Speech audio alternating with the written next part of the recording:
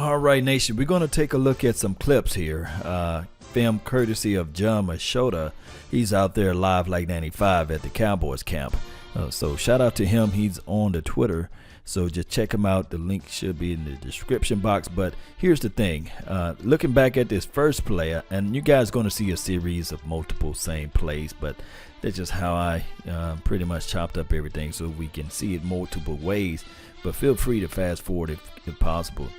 This was a good read by number 97, Taco.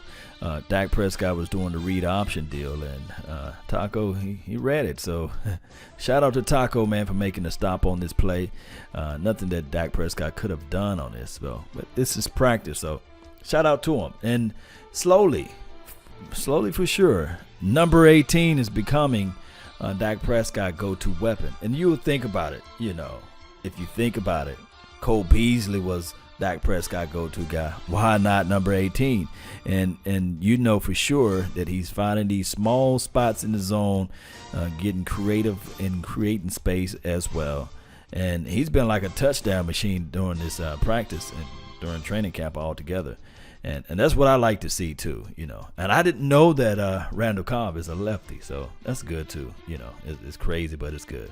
Now, this is an INT by my boy Jordan Hip Pocket Lewis, who been stepping it up in the last several days or what have you during practice. Now, you can see as he ride the hip or what have you of Reggie Davis. Look at it, riding the hip. Look at riding the hip, and he's just going to jump this route. The only way that Mike White, or I think it's Mike White throwing a ball here, is all the way to the outside shoulder, but he can't throw there because this guy is just hanging out. Chilling. That's what we call underneath. He's the trail position, and this is the over guy. So, I mean, that's like a good defense. There's really nowhere to go with the ball, especially in these type of drills. Oh, and I didn't know he had another guy behind him. So, Jordan was playing underneath all the way. Look, there's no way you can fit that ball in. Not when Xavier Woods is hanging around tight, and this other guy have responsibilities. He can get off of his coverage and pick that ball off as well.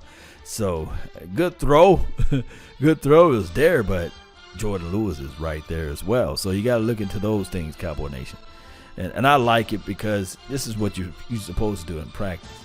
Pick the ball off, take the ball off, and then, of course, the quarterback's supposed to take those type of risks.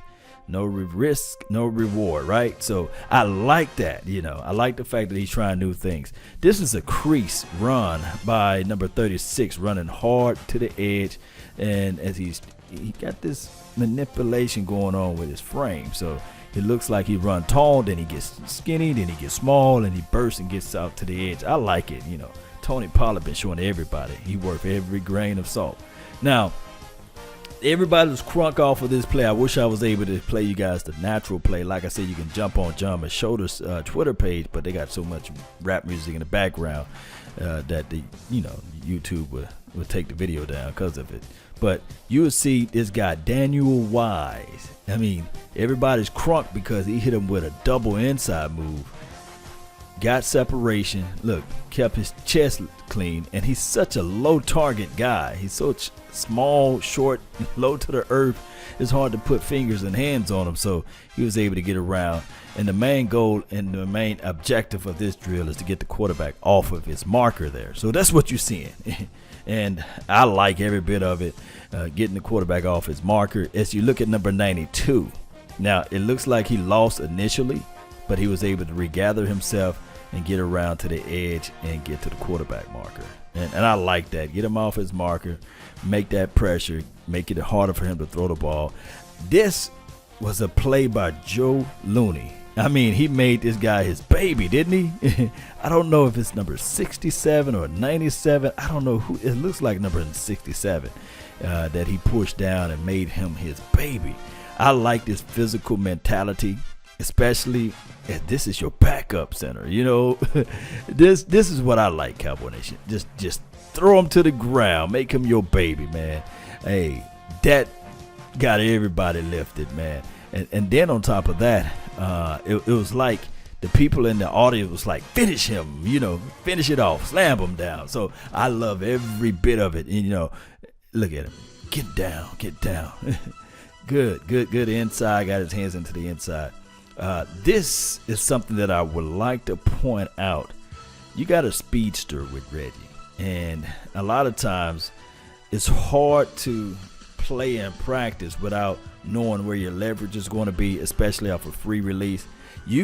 I can tell you right now that backpedaling out of his stance, he already lost his battle. He's standing too high for one, and of course you want to keep his eyes to the quarterback as well as the wide receiver on this play, but you can't play this speedster like that, especially when you don't have the leverage responsibilities, because this is all vanilla. So this is pretty much like one-on-one, right?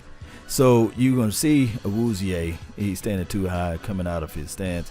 He's not able to regain surface underneath his feet. And you'll see that Reggie is able to take advantage of my boy, number 24. Man, that Reggie's something special, man. He just got to make some plays in the game so that the Cowboys can, evaluate their risk assessment of keeping him. All right, so this guy, number 18, like I said, quick feet, in and out of his breaks. If you give him a free release, he will do that on you. You got to put your hands on him early and often. If not, he will make you he will make you his baby too. So I would like for number 30 to be a little bit more aggressive with this. Look at this half. Coach would say, hey, what you gonna jam this man for like that? You know that he's already won. He can tell you where he want to go with this route right now. He can stop, come back this way. He can crease and curl around this way. You don't have any leverage at this point. You have to have a predetermined read off of your guy, especially when you're playing up close and up tight on somebody with this type of quickness. And 9 times out of 10, the play is always in favor of the wide receiver. Now, this is what Tony Pollard can do.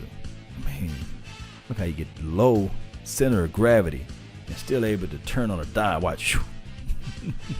And LVE is not trash in coverage. LVE is pretty decent. So, I mean, he's able to utilize his quickness and his shiftiness to get that separation. He messed up LVE. So, but remember, in a real life game, either you're going to play with leverage, you're going to try to force them to one direction of the field, and you know that you have your other generals to come up there to deliver the boom. So don't look for these scenarios to be out here in real life. But I can say this, though. When you see it in practice, you know for sure that Tony Pollard is eligible or available or, oh, my God. I forgot what I was saying when I saw this guy get jumped off on the screen.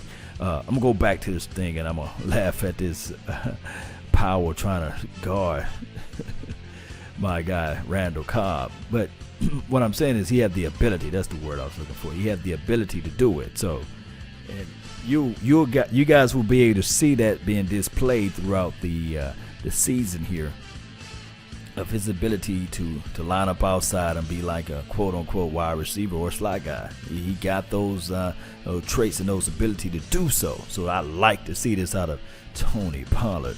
Watch how he use and abuse my guy LVE one more time.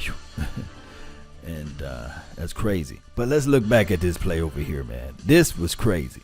Let me just set this table up for you all. First and foremost, this was mismatched already, because you have a safety, a guy with not the most fluid hips in the world, right? He has great sideline to sideline speed, but his vertical speed is lacking. And the reason being is because he don't flip his hips out right. So he get beat a lot on the deep ball. So you would look at all those things, right? So I would say this: anybody who try to line up with Randall Cobb and give him a free release is going to get used abused anyway. But this is just taking advantages of the situation. Boy, he murdered him. His shoes and click somewhere in Alaska. Look. Oh, my goodness, boy. He murdered him. Man, and this is number 15, Devin Smith. He's pretty quick from Ohio State. And my thing is, if in the red zone, money zone, green zone, if you're going to grab and try to prevent the touchdown, go ahead and go all the way in. Don't grab him and release him and give the quarterback a free play. Don't do that. But that's how it goes, man. Just quick speedsters, man. Number 15 is super fast. He had an opportunity to catch a touchdown in the first preseason game. The ball was just kind of underthrown on him. All right, so this play right here, we got to look at Reggie. Like I said, this is a pass, I believe, from I think this is from okay, I couldn't see who really threw that ball there. But this is still, we can evaluate this part of it. And remember, this is still just practice, so don't get all butthurt about this and that, Cowboy Nation. But let's look at it. Remember, you got to have when you playing against those free, fast guys, you got to have a game plan in mind. Now, Jordan, he's normally better at this, at jamming and getting the opposition a little bit in the mind and the psyche. But speed is speed. You can't coach it. You can't try to create it on your own. It's just sometimes people are just birthed and given it from day one, right? And he won off that release, and a perfect pass over the shoulder. You can't stop that, especially if you're gonna halfway jam him. And I would play him a little off, like 3 to 4 yards off of him. And in a real game, I wouldn't play that close on him unless I'm going all the way in. Now, this was a big boom, lower the shoulder type of deal with number 26, Darius Jackson, able to lower the shoulder and continue to push upfield, which everybody on the sideline was going crazy. Lower that shoulder, man. That's what we want. We want to have that type of mentality. Now, this is some trash talking from Chris Richard to my boy, Dak Prescott. Yes. Yes, indeed.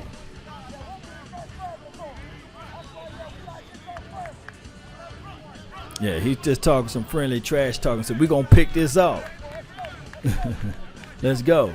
And then your boy Dak Prescott, I'm going to try to translate it. He was saying, this is a team drill. One-on-ones, man. This ain't real. And then, Chris Richard said, yes, it is. It's a real deal situation. Here we go.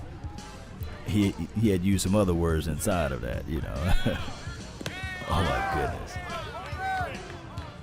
Catch. Oh, boy, caught that. That's crazy, huh? That Gallup something nice. Watch how he catch this ball. It's a team drill.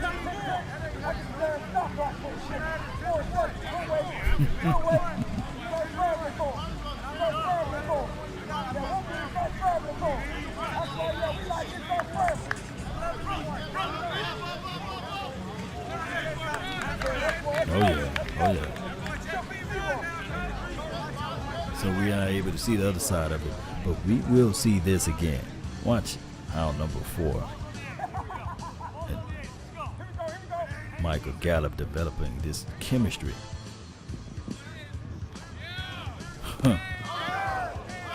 It's nasty with it. Snag City, boy. AB got to play a little bit better than that. If you're going to be physical, be physical. AB got to be more physical than that. That's just the reality of it, Cowboy Nation. That's just the reality of it. AB got to be a little bit more physical off of the release right here.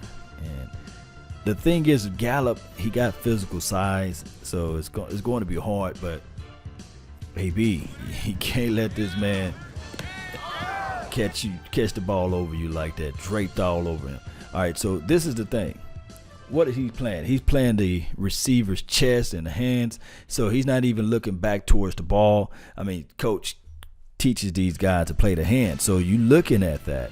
So now I don't know whether or not, in the National Football League they can call this holding on a defensive player, but look at, he's playing the hand.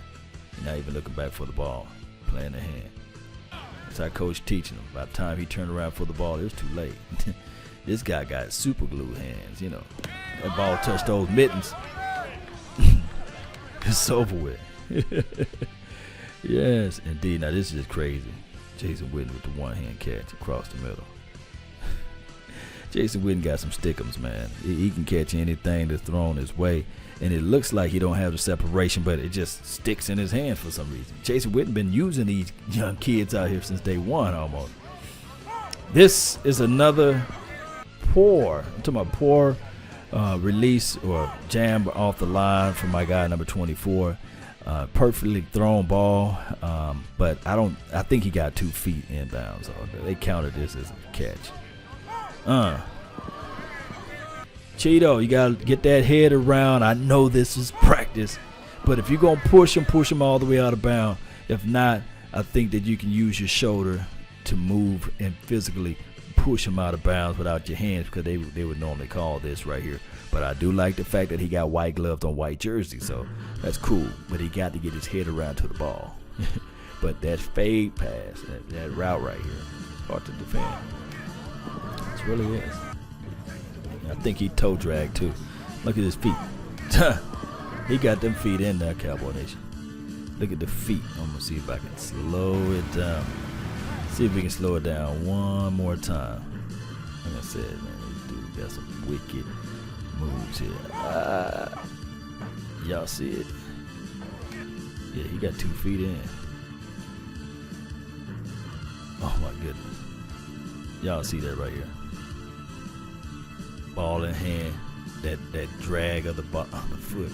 Remember his rookie year against the catch against the Detroit Lions? He didn't get his feet down or what have you.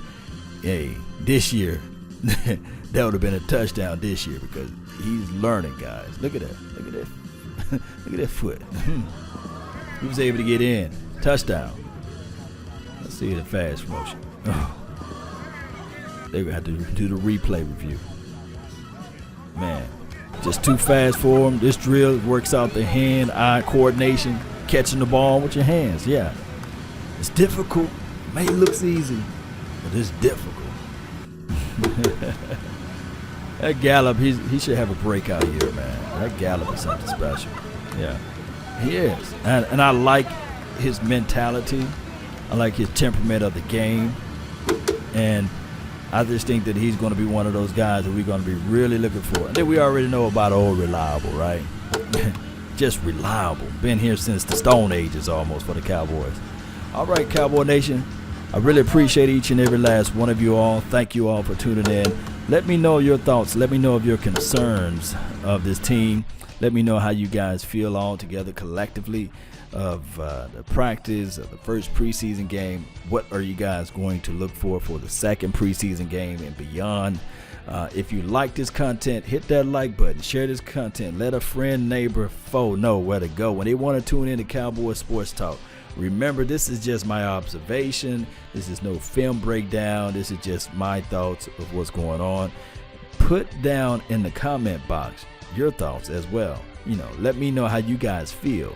And don't get it twisted. I always like to give you guys feedback. But also, keep in mind, when I'm talking on this show or when I'm talking out here on the streets or wherever I may be, look, we all bleed silver and blue, right? We all don't agree together. We all don't like the same type of food. Auntie Shirley thinks she cooked the best spaghetti, right? But in actuality, it's Auntie Pam. But that's life, Cowboy Nation. We all have different opinions, different views.